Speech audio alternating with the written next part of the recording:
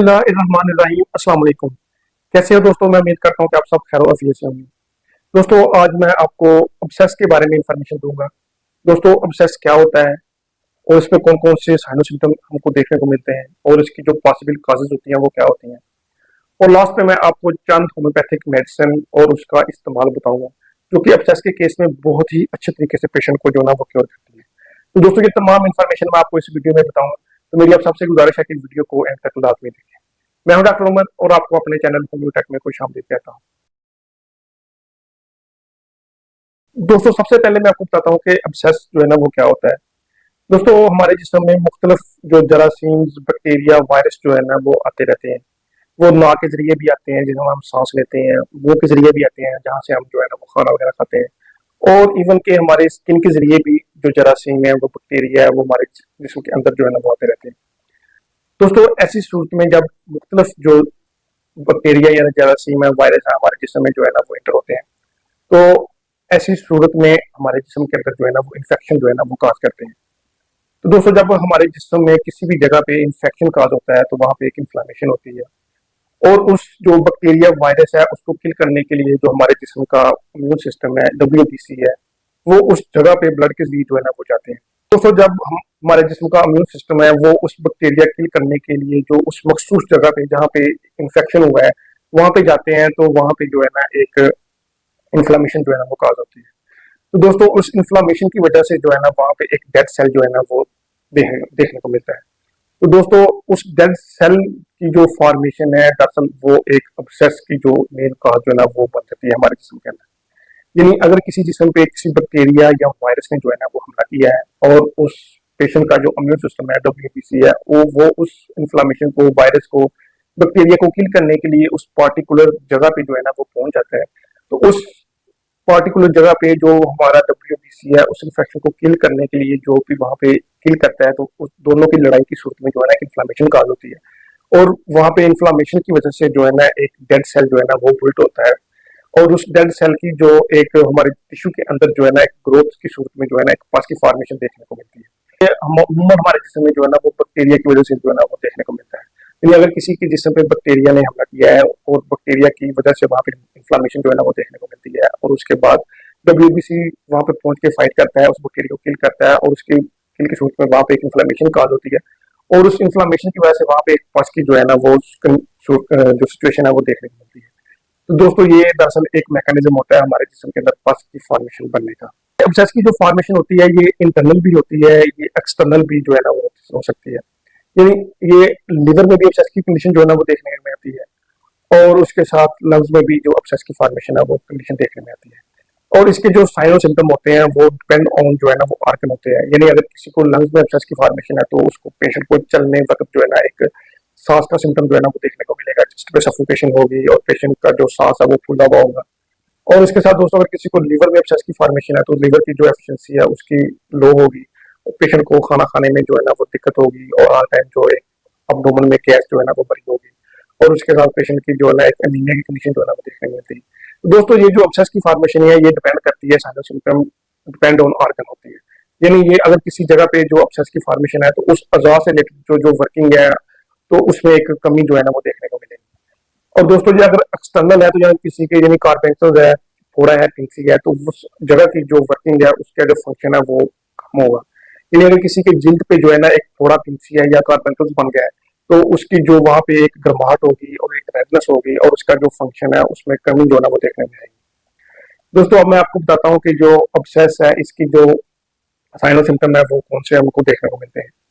तो दोस्तों, अगर किसी के जिस्म में अब्सेस की फॉर्मेशन है तो सबसे पहले उसकी जो एफिशिएंसी है उस अज़ा की या फिर उस जगह की जो वर्किंग है उसमें कमी देखने में आएगी, उसके फंक्शन जो है ना उनमें कमी देखने में आएगी, और उस जगह पे जो है ना एक रेडनेस जो है ना वो सिचुएशन देखने में आएगी, वहां पे एक गर्माहट जो है ना वो देखने को आएगी।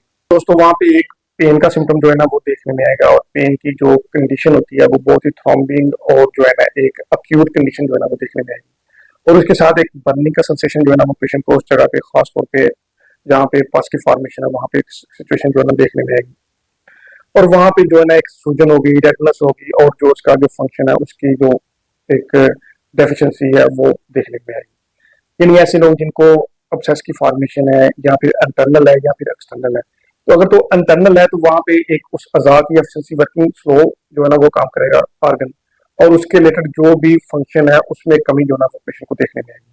तो दोस्तों अगर एक्सटर्नल है तो वहां पे एक रेडनेस होगी, एक दर्द का सिम्टम देखने में आएगा, एक जो है ना गर्माहट का सिम्टम जो है ना वो देखने में आएगा, और उसके साथ उस जगह का जो फंक्शन है उसमें भी डेफिशिएंसी जो है ना वो देखने में आएगी।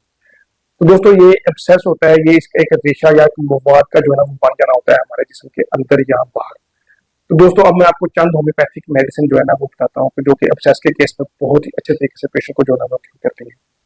तो दोस्तों सबसे पहली जो फर्स्ट मेडिसिन है वो है बेलाडोना। किसी को एब्सेस के केस में बहुत ज्यादा अक्यूट कंडीशन है, दर्द है, सूजन है, और वहाँ पे एक बर्निंग का सेंसेशन जो है ना वो पेशेंट को देखने में आता है, चाहे तो वो इंटरनल है या फिर एक्सटर्नल है। तो ऐसे केस में ये बेलाडोना बहुत ही अच्छा वर्क करती है।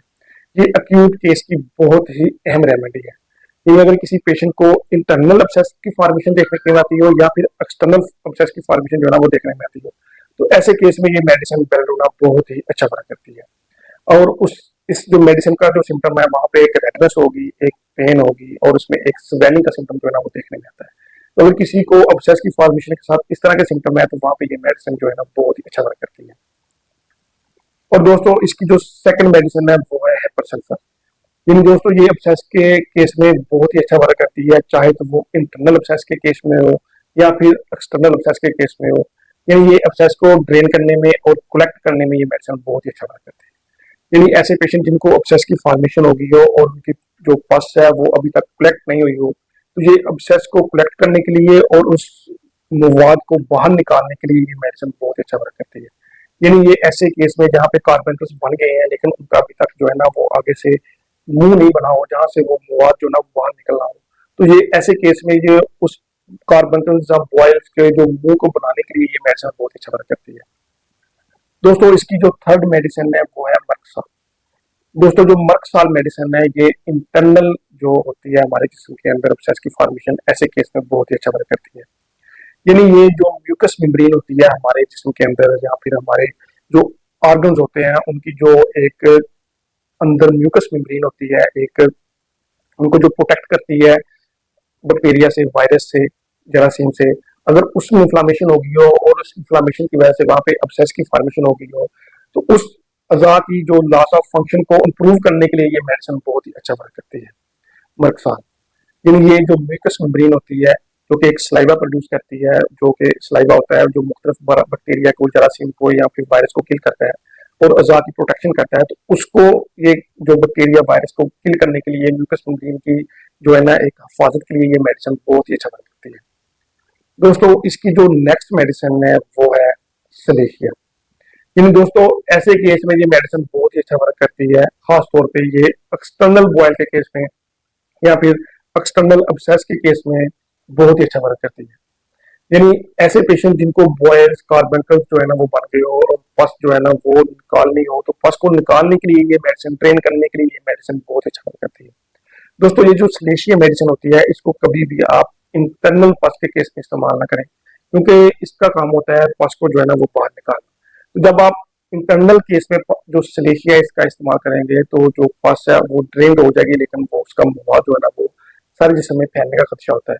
तो जो सलेशिया मेडिसिन होती है ये एक्सटर्नल जो बॉयल्स, कार्बन में पस की फॉर्मेशन जो को जो मवाद है उसको बाहर निकालने के लिए मेडिसिन बहुत ही अच्छा वर्क करती है। दोस्तों इसकी जो नेक्स्ट मेडिसिन है वो है माइलिस्टिया सिल्वर। मैं आपको पिक लगा दूंगा। तो दोस्तों ये बहुत ही अच्छा वर्क करती है ये मेडिसिन जब यहाँ पे रिकरेंट जो है ना पस की फॉर्मेशन देखने में आती है। यानी पस की जो पहले तो पस ठीक हो गई हो उसके बाद दोबारा पस की फॉर्मेशन जो है ना वो देखने में आती है। तो दोस्तों ये बार बार पस की बनने के केस में ये मेडिसिन जो है ना बहुत अच्छा वर्क करती है। यानी अगर ऐसे केसेस में जो कैंसर के केस में ये मेडिसिन बहुत अच्छा वर्क करती है। यानी अगर किसी जिसमें जो एक अज़ा की जो लॉस ऑफ फंक्शन जो है ना वो हो गया हो, वहाँ पे पस की फॉर्मेशन देखने में आती हो और कैंसर जो है ना वो डायग्नोज हुआ हो, तो कैंसर के केस में जो पस की फॉर्मेशन जो है ना वो बन जाती हो, तो ऐसे केस में ये मेडिसिन बहुत ही अच्छा वर्क करती है। तो दोस्तों मैं आपको ये मेडिसिन जो है ना वो लेने का तरीका बताता हूँ। दोस्तों जो बेलोडोना मेडिसिन है ये बहुत ही अक्यूट केस में ये मेडिसिन जो है ना वो 30 CH में जो है ना वो जो दिन में एक टाइम इस्तेमाल करें या 2 टाइम आप इस्तेमाल करें तो ये बहुत ही अच्छी रिजल्ट देती है। और इसके जो ड्रॉप है वो 2 ड्रॉप आपके सुबह और 2 शाम जो है ना वो इस्तेमाल करने हैं। दोस्तों इसकी जो सेकंड मेडिसिन है वो है हेपर सल्फर।